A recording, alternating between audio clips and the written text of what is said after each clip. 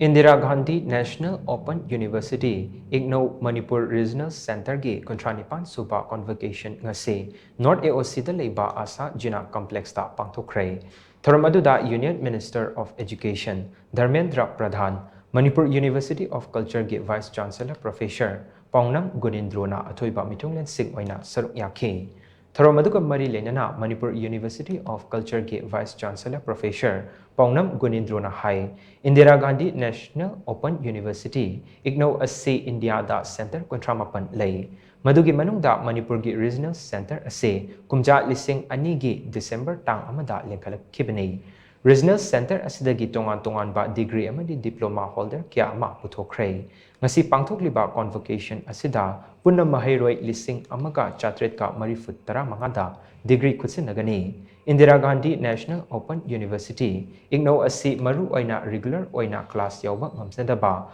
financial problem laiba mi singdadi yamna kanaba piri center asina piba degree diploma sing asisu government institution amadi UGC na masak khangba oi Maramaduna Manipur Gumba State Tadi Distant Learning Asina Chauna Kanaba Fangali Haina Mahakna Makata Ki High-level Ignou Pangiwa degree diplomas and the certificates Mayam Singapugi government Sukamba UGC Sukamba. Adu Moko Namasi Apigi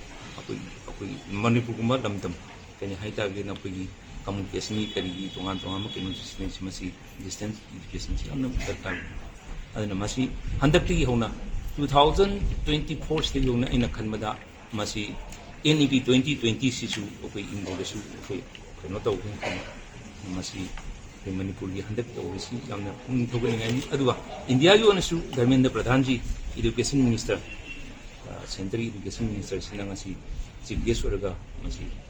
pangthoi ujuji pangtho pakoi aduga mai vision 39 vision che masi gi akogi tongan dongma regional center sing sibista masi certificate piba same or the whole report aduni keno to share na masi ai hazabada masi hena develop tawgini